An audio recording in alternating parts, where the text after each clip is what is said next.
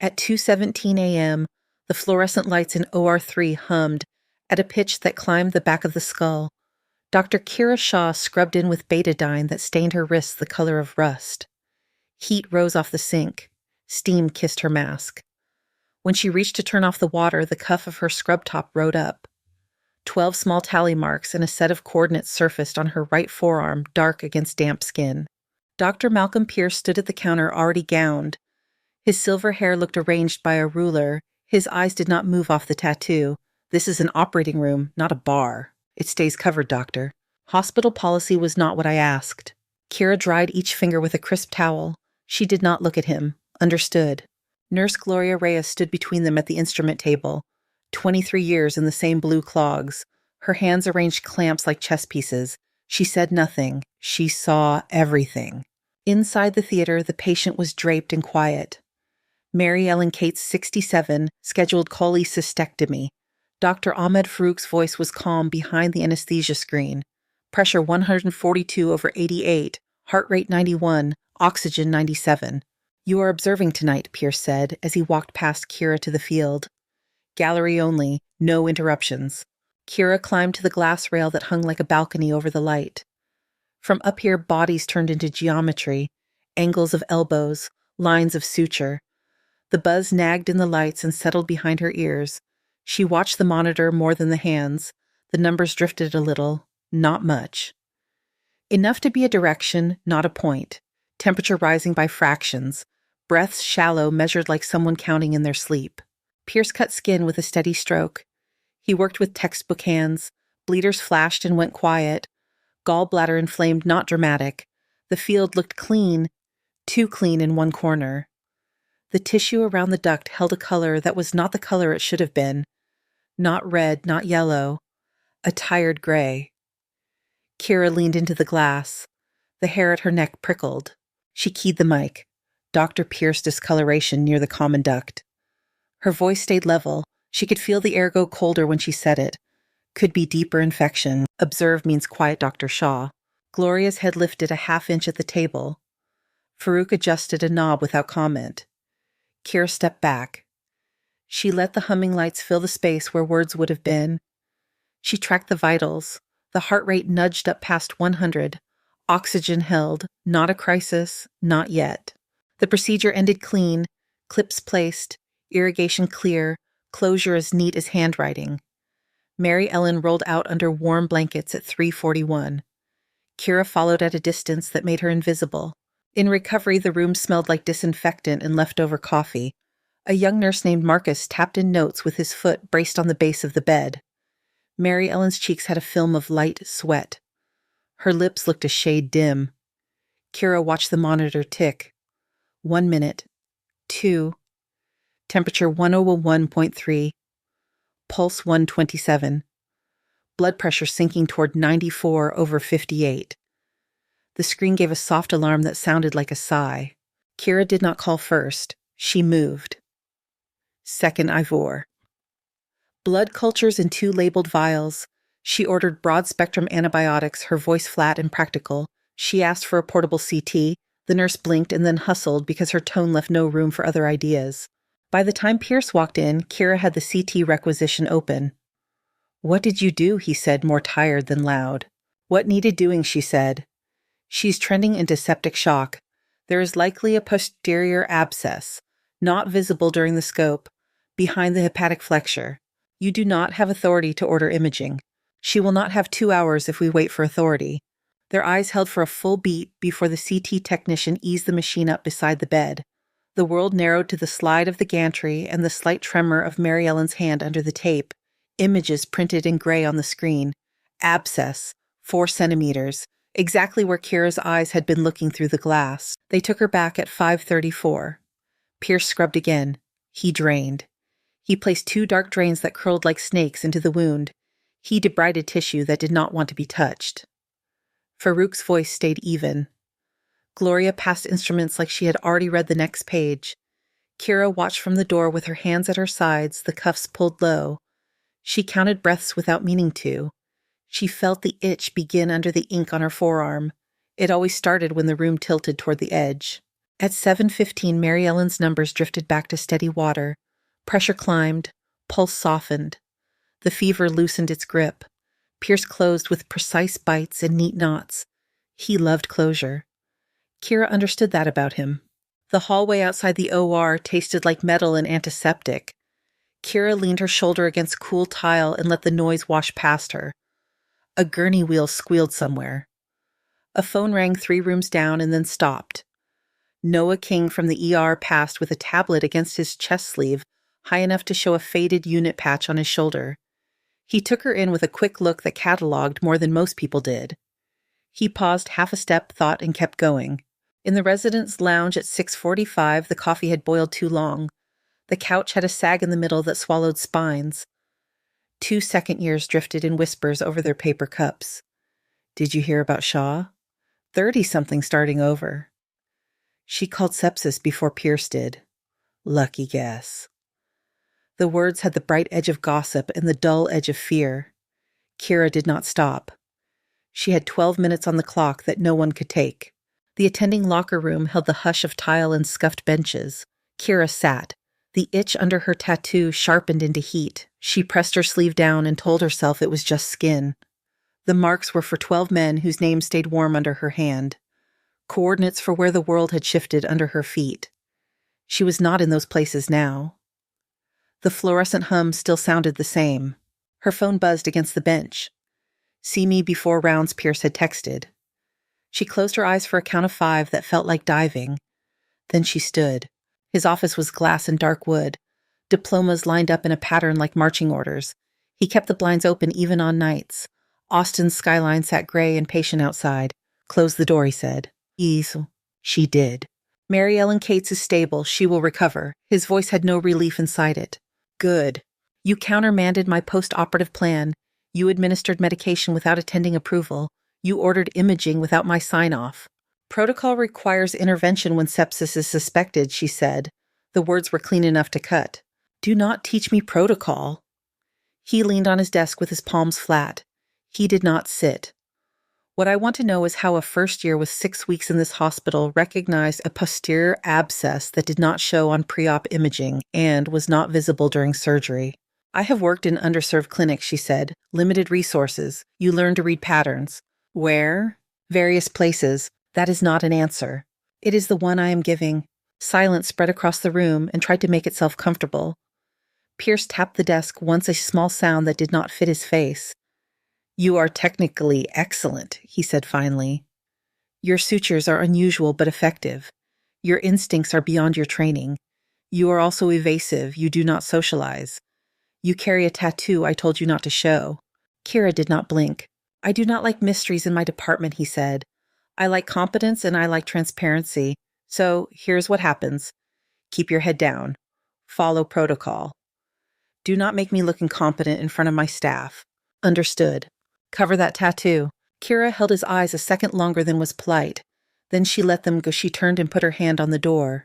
When she reached the hall, the hum of the lights returned like a familiar ache. She checked the time. Rounds in 12, enough to breathe, not enough to sleep. She moved past the lounge without looking in. Voices wavered and then fell off as the door swung shut behind her. Her pager buzzed against her hip. The small plastic clicked in her hand. She read the message. See me. Now. The pager's screen glowed in Kira's palm. See me. Now. She cut through the corridor at a fast walk. The floor's wax reflected ceiling light like a thin river. Pierce was already standing by the door of his office when she arrived. He did not invite her to sit. Rounds in 10, he said. Before that, an evaluation. Emergency has a 14-year-old. Skateboard crash. Abdominal pain. Vitals stable. Go look. Write it up. Page me if anything is actually concerning. He did not wait for a reply. The conversation ended with the click of his pen. Emergency was bright and loud, the air smelling of antiseptic and coffee, and something copper under it all. A boy lay on a gurney with a blanket bunched around his waist. He stared at the ceiling like it was the only thing that would not move. His mother stood near his shoulder and held her purse against her stomach with both hands.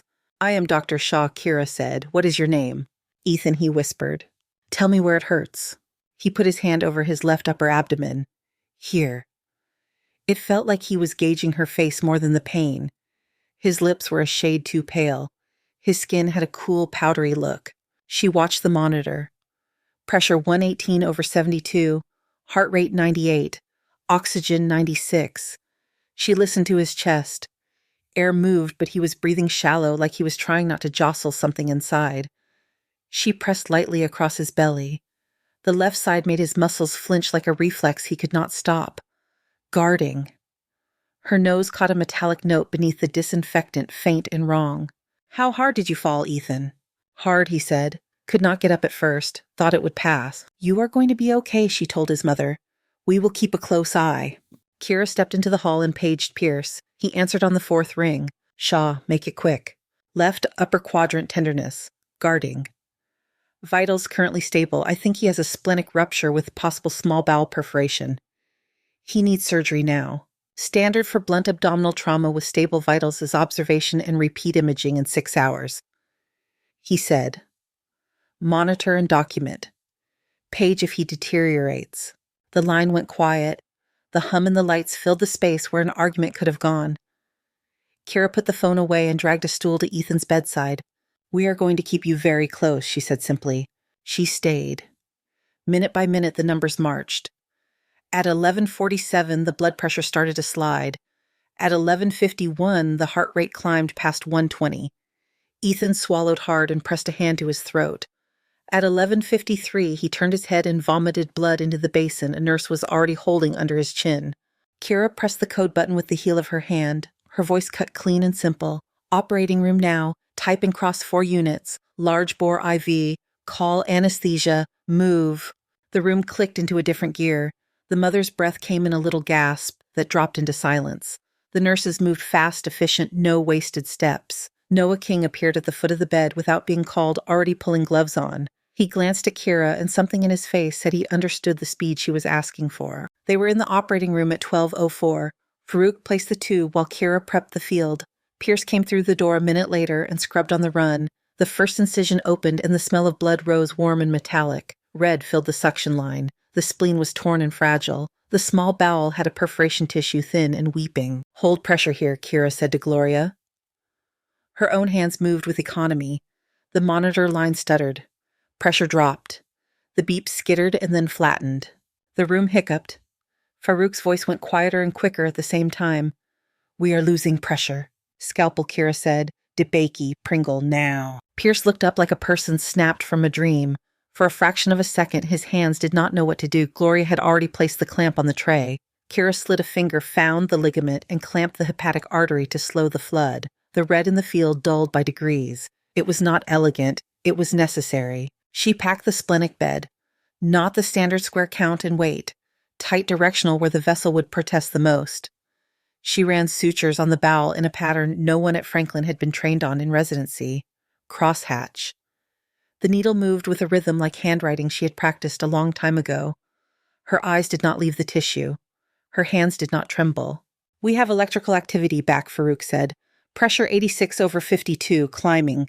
Kira tightened the last knot and checked for leaks. The field held. The room took a breath as if everyone had been underwater. "Where did you learn that?" Pierce asked. The question came out quiet. It did not sound like a challenge. "Training," she said. The word hung in the air and did not explain anything. They closed. Gloria's eyes flicked to the stitches and then up to Kira's face. She did not say what she was thinking. She did not have to. In the scrub room, the hot water came out in a clean sheet over Kira's hands. The warmth soaked into knuckles that had worked past fatigue. Noah stepped in and leaned a shoulder to the tiled wall. "You just saved that kid when the plan was about to go the other way," he said. He did not make it a compliment. He made it a fact. "The surgeon saved his life," Kira said. Noah's mouth quirked without a smile. "I was Navy corpsman in Helmand. I know combat medicine when I see it. Those stitches, that packing. The way you did not hesitate when the monitor went flat." "You should get back to your station," she said, pulling a paper towel. She dried each finger and the spaces between like she always did. He watched her do it, then pushed off the wall. "If you need a set of hands that understands what you are doing, you know where I'll be." In the residence lounge, the couch still sagged and the coffee had grown colder. Ava Singh and Caleb Monroe were at the glass watching the corridor. They straightened like kids caught behind the gym. Ava's voice was soft, but could not hide what she had seen. You ran a Pringle in 4 seconds. I have seen attendings take half a minute. Kira dumped the coffee and let the paper cup drop into the bin. Practice, she said. She did not slow. Pierce's voice found her from the doorway of his office. Dr. Shaw. He did not ask her to sit this time either. He stood by the window with Austin low and bright beyond his shoulder. That operation should have taken 3 hours, he said. You did it in 53 minutes. The team did it, Kira said. Do not deflect. He turned from the glass. I have been doing this for 25 years. What you did looked like muscle memory built somewhere I do not understand. Your suture pattern I have only seen in journals about battlefield care. Your packing was not what is taught here. She held his gaze. The fluorescent lights hummed. A plane lifted slow over the city and drew a thin white line in the sky. I am asking you a simple question, he said. Where did you learn that? Rural clinics, she said. Limited resources. He took a step closer. 7 years of your life do not appear on your file. No practicing privileges, no research, nothing. That is not a gap. That is a wall. Kira's sleeve had ridden up a fraction. The tally marks on her arm felt warm under the thin cotton. She pulled the cuff down without looking away. Before Pierce could answer, the overhead speaker cracked alive. The voice was calm and loud and filled the halls all at once. Trauma alert. Multiple casualties. Overpass collapse, Interstate 35 at Riverside. Mass casualty protocol now. All available surgical staff to emergency. Pierce's pen clicked once and stayed open. He looked at her then toward the corridor where the first siren already trembled the glass. They moved at once. The call swallowed the corridor. Sirens pressed through the glass at the end of the hall. The fluorescent hum braided with the sharp beep of monitors and the clatter of wheels. Kira felt the old itch wake under the ink on her forearm. Emergency had been cleared to the bones. Carts parked tight, lines coiled on hooks. The intake doors breathed open and shut. A paramedic shouted over the noise. Overpass collapse. I-35 at Riverside. Multiple entrapments. 37 vehicles. First wave 14 criticals. Pierce planted himself in the center like a pivot. Red to trauma 1 and 2. Yellow to 3 and 4. Green to urgent care. Black to the far hall. Move with purpose. The first gurney slid past. Woman in her 40s with a chest that rose in short, sawed-off pulls. Red. The second carried an older man, eyes rolled to white, a ribbon of blood drying in his hair. Red. The third was a teenager with legs twisted and braced mouth open on a steady scream. Yellow. The room kept filling. Voices layered and dropped. Paper tags swung and flashed color. Pierce glanced at his tablet, then at Kira. Shaw. Yellow tag. Trauma 4. Stable femur fracture. Keep him that way. Kira caught the rail of the assigned gurney as it turned. The patient watched everything with a cool sweep of the eyes. Late 30s, beard a few days old, dust and glass on his shirt. The wristband read Daniel Ortiz. Retired Army was written on the line that asked for occupation. His posture on the board looked like a man who knew how to conserve energy under fire. I am Dr. Shaw, Kira said. We will go quick. Tell me where you hurt. Leg, he said almost wry, middle of the left. He did not ask questions about the chaos. He took it in and filed it away. They wheeled into Trauma 4. Noah King was already there pulling up vitals and clipping the pulse ox to Ortiz's finger. The monitor settled. Pressure 138/84, heart rate 88, oxygen 98, respiration 16. Kira ran hands along the thigh. Midshaft fracture of the femur, closed. No arterial compromise, distal pulse present. She checked for sensation and movement. Ortiz answered. Steady voice even. The basics were good. She set the stethoscope on his chest. Air moved both sides. The right was a shade quieter. Subtle. Could have been guarding. Could have been nothing. Could have been the start of something that would walk faster than they did. Any chest pain, Mr. Ortiz? He watched her watch him. Not chest pain, he said. A pull. Right side. Had it before. Old injury. A few, he said. He did not elaborate. He did not look away. She looked at his torso. Under dirt and half-dried streaks of blood, she could see pale lines of old cuts that were more about survival than neat closure. Scar maps from a life not listed on a resume. On the right, under the pectoral, the wall lifted a fraction less than the left with each breath. Portable chest x-ray, Kira said. Noah was already waving the tech in. The film plate slid behind the shoulder. Ortiz did not flinch. The machine clicked and hummed. The image came up on the monitor in gray. A small, darker triangle sat at the top of the right lung where air should not be. 15%, Noah said softly. Pierce's voice came in through the overhead in clipped moves. Trauma 1 needs more hands. Trauma 2 is prepped for the elevator. Vascular is paged. The noise in the hall thickened. Kira paged Pierce anyway. He picked up on the 4th ring. Shaw. Right-sided pneumothorax in Trauma 4. Early stage. Oxygen now 96. Respirations 22. Prior chest trauma likely compromised. I would like authorization to place a chest tube. Monitor. Reassess if he worsens, he said. I have 3 red tags trying to die at once.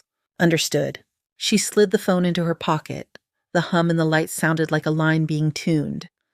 Noah read her face and set out a tray without asking. You are not authorized without attending, he said. He did not put judgment in it, only weight.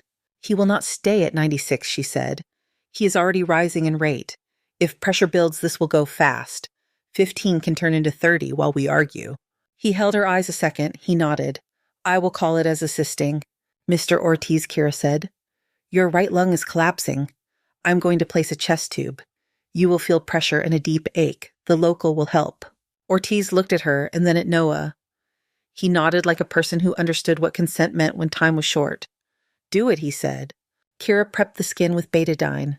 The smell rose in a sweet iodine wave that overrode the copper in the air. She infiltrated lidocaine and waited for the blanch to spread under the skin. She marked the 5th intercostal space at the mid-axillary line. Her glove creaked when she rolled her grip on the scalpel. The door swung open hard enough to hit the stopper. Pierce stood in the frame with his cap askew and fresh blood on his sleeves. What are you doing? He said. The words were low but carried. Placing a chest tube, Kira said. His pneumothorax has progressed since the film. Oxygen is 94. Respirations 24. You do not have authorization. We do not do unsupervised procedures. Ortiz turned his head on the board and looked at Pierce with a patient stare that felt like a soldier's stare. She saved my life in a tent in Chiron, he said. Summer 2019. We called the place a forward base. It did not always feel like one. She operated under mortar fire and told me I would get old if I did what she said. Pierce's face went still. He stepped forward 1 pace like the floor had moved under him. What did you say? Major Shaw Ortiz said. He did not add anything. The room did not add anything for him. Noah's eyes cut to Kira and then back to the tube kit. He held the tray a fraction higher. The pulse ox dipped to 91, then climbed to 92, then dipped again. Kira felt the itch under the tattoo flare like heat. She made a small incision. She opened the tract with a clamp. The pleura gave with a soft pop that only the person holding the instrument could hear. The tube slid in against her finger and found the space it needed. She connected to the collection chamber. Air rushed, and the line burped a quick column of pink fluid. The monitor eased. 94, 96. The respiration slowed to count each cycle. Noah tied a suture around the tube with quick, neat loops. He taped it down and wrote the time and initials on the dressing. His handwriting was square and careful. Pierce moved around to the monitor and watched the numbers return to a narrow range. He did not look at Kira first. He looked at Ortiz. You know her, he said. Ortiz exhaled. I knew her hands, he said. It is strange what you remember. Pierce finally looked at Kira. The fluorescent lights caught in his eyes and made small white squares. You were military, he said. It was not a question. Kira kept her voice even. Not now, she said. A burst of sirens bent through the doorway. The overhead cracked again. Penetrating chest trauma inbound. 19-year-old male. Cardiac involvement suspected. Blood pressure 60/30. GCS 4. 4 minutes. The room stilled in the way rooms do when the next wave pulls its breath. Pierce's hand opened and closed once at his side. He looked at Kira and then at Noah and then back at Kira. I need a thoracotomy tray in Trauma 1, Kira said to Gloria, who had appeared without a sound. We need blood at the door. Internal paddles ready. Vascular clamps, rib spreaders, anesthesia to the bay. Gloria had already started moving. She did not ask who would lead. She did not have to. Noah clicked the chest tube into suction, checked the seal, and gave Ortiz a steady look. Stay with me, Mr. Ortiz. He lifted 2 fingers in a small salute that did not need words. Kira scrubbed at the sink just outside Trauma 1. The water ran hot and clean over her wrists. The betadine stain made her skin look like old copper in the light. She could feel the tally marks under the cuff. She did not pull the sleeve down. Pierce stepped in beside her. He washed in quiet. For a moment, the only sounds were water and a siren far away and the old hum that made everything feel familiar. "You think we can save him?" he said. "We will do the work," she said. The intake doors at the end of the bay opened on a rush of diesel and wet asphalt. The gurney cleared the threshold at a run. Blood streaked the sheets. A shard of metal protruded from the left of a young chest angled toward where a heart should be beating. Trauma 1 smelled like diesel-wet asphalt and hot metal. The gurney cleared the doors fast. Blood soaked the sheet. A jag of steering columns stuck from the left side of a young chest angled toward the heart. The lead paramedic spoke while they moved. 19-year-old male, found pulseless, regained twice. Blood pressure 60/30, GCS 4, massive hemothorax, time down unknown. On 3. They counted and lifted. The shard wobbled in its seat. It pulsed dark around the edges. Dr. Ahmed Farouk slid into place at the head, bagging by hand, tube ready. Noah King checked the ventilator. Nurse Gloria Reyes opened a tray with motions that had no slack in them. Instruments flashed under the lights and settled in a clean line. Kira Shaw took the field with her hands already up. "We do this here," she said. "Clamshell thoracotomy, no transfer." Pierce looked from the metal to the monitor to Kira. He held for half a heartbeat, then nodded once. "Do it." Gloria placed a scalpel in Kira's palm. The first cut ran along the left chest just under the nipple line. The second mirrored it on the right. Betadine smell rose through the metallic air. The ribs were tight. The spreaders went in. Metal teeth bit bone. The device creaked when it opened. The chest lifted and became a window. "Pericardium taut," full, Kira said. She could see the sac bulged with trapped blood. Tamponade, knife. She opened the sac with a quick, neat line. Blood poured out in a heavy rush. The heart underneath sat compressed, barely moving, more twitch than beat. Caleb Monroe stepped forward when she glanced his way. "Hands ready. Manual cardiac massage," she said. "Gentle. Keep it steady." Caleb placed his palms and began to squeeze with careful rhythm. The monitor tried to decide what to make of it. Farouk adjusted the oxygen and watched the numbers chase him. The shard still sat like a tooth. It had nicked the right ventricle. Blood seeped with each compression. "If we pull it, bleeding will surge," Pierce said. "We do it on my count," Kira said. "You give pressure direct on the ventricle. Stay on it until I tell you off. Gloria, I need DeBakey's and a small needle driver. Fibrine ready. Combat gauze open." Gloria had the tools before Kira finished the sentence. Noah clipped the suction line to a second canister and cleared the field. Kira set the needle to a crosshatch pattern in her head. She had stitched this shape into more nights than she knew. On 3, 1, 2, 3. She pulled the metal free in one clean move. Blood surged up hot and slick and the field went red. Pierce's fingers were already there, knuckles pale through gloves pressing steady on the ventricle. The rush slowed to a push under his hand. Kira placed the first stitch with the certainty of a signature. Horizontal mattress, then another at a shallow angle, then a third to anchor the tension. The needle kissed the muscle and came out clean. Her hands never floated. They lived where they needed to be. "Pressure is 38/20, Farouk said. "Calcium in, starting another unit." "Hold." "Hold," Kira said. Her voice stayed level. She laid 2 more stitches and cinched the line. The tear narrowed to a dark seam. She painted fibrin over the crosshatch. The bleeding dulled. She packed a strip of combat gauze just outside the suture line to give the clot a place to live. The monitor squealed, then flatline, electrical silence. "Epinephrine 1 milligram IV," Kira said. "Now." Farouk pushed. Caleb kept the rhythm on the heart with hands that were careful and firm.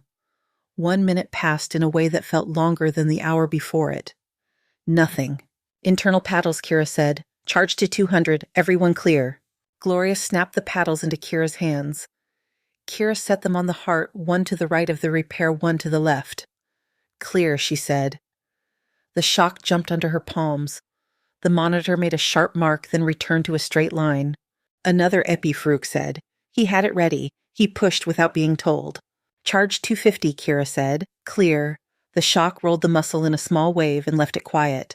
4 minutes, Pierce said softly. He did not pull his hand off the ventricle. He did not look away. 300, Kira said. "Charge, clear." The paddles delivered. The heart twitched. Once, then again. A weak rhythm stumbled into view on the screen. Beep, pause, beep. The room held still and listened. The rhythm steadied into a narrow run. "We have sinus," Farouk said. "Pressure 70/40, climbing." Kira did not move her eyes off the repair. She touched along each stitch with the back of a forceps and watched for a rise of red that did not come.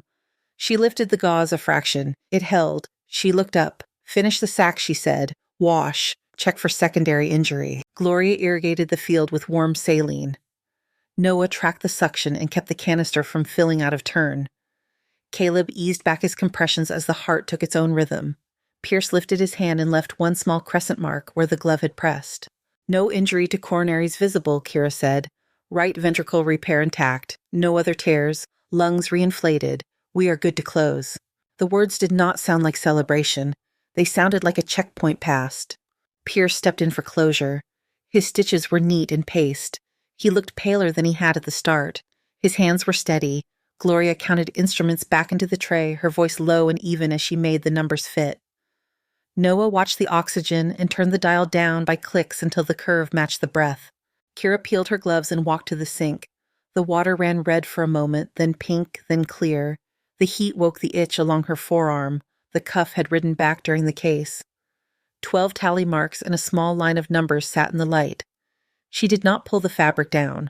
Behind her, the beeping settled into a pattern that felt like a room exhaling. Farouk called out the numbers. Pressure 94/58, heart 106, oxygen 91 and rising. The time on the wall clock read 19 minutes from intake to stable.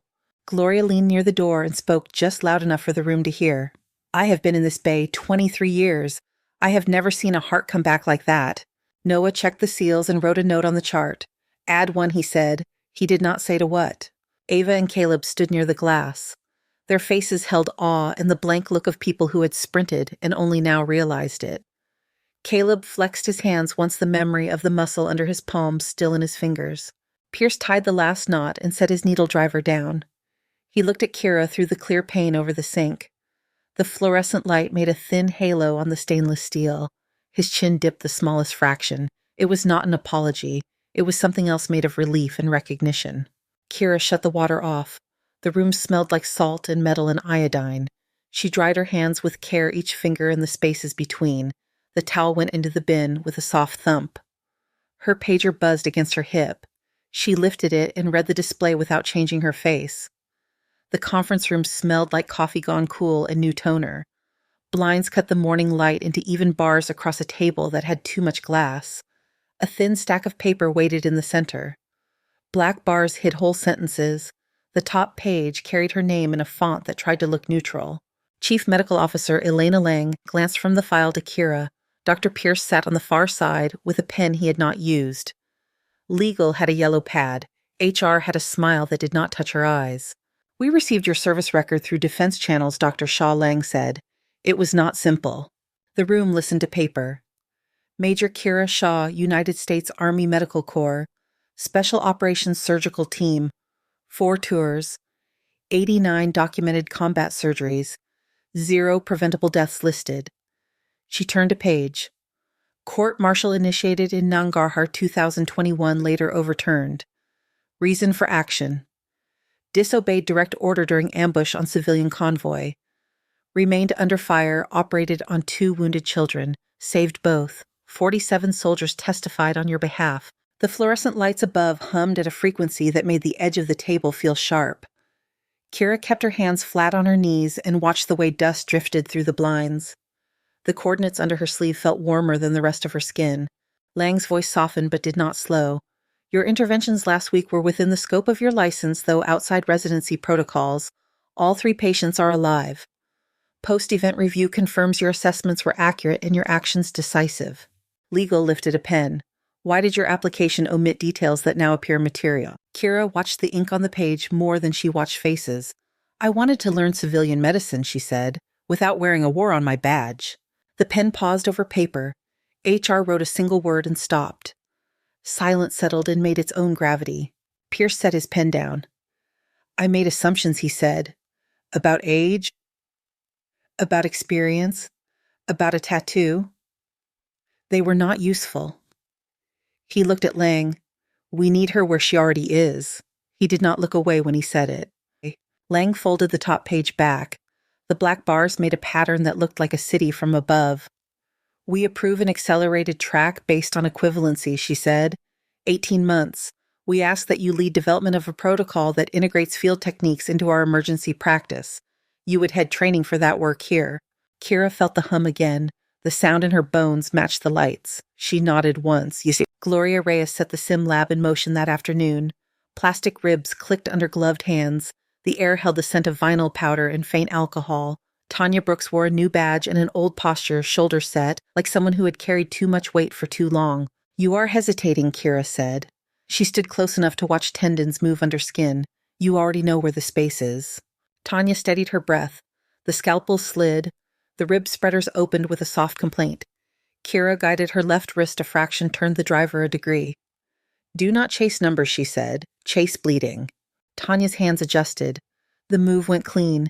She looked up like a person coming out of water and finding air exactly where she expected it. Good, Kira said. Again.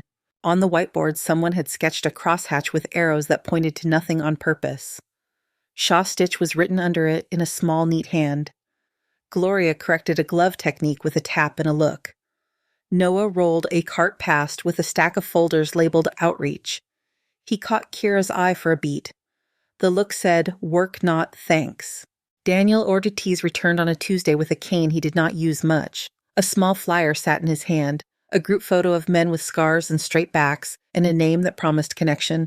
He set it on Kira's desk like a calling card. You said I would get old, he said. I prefer older to dead. He did not wait for an answer. He squeezed her forearm gently where the cuff hit ink and walked out into the hall with a gait that had improved since the day air had hissed into the wrong space inside him. Ethan Vo appeared on a Saturday morning with his mother and a grin too big for the hallway. He showed the curved line on his lower left abdomen like a trophy. The color on his cheeks was better. He held his phone with a picture of the scar zoomed in.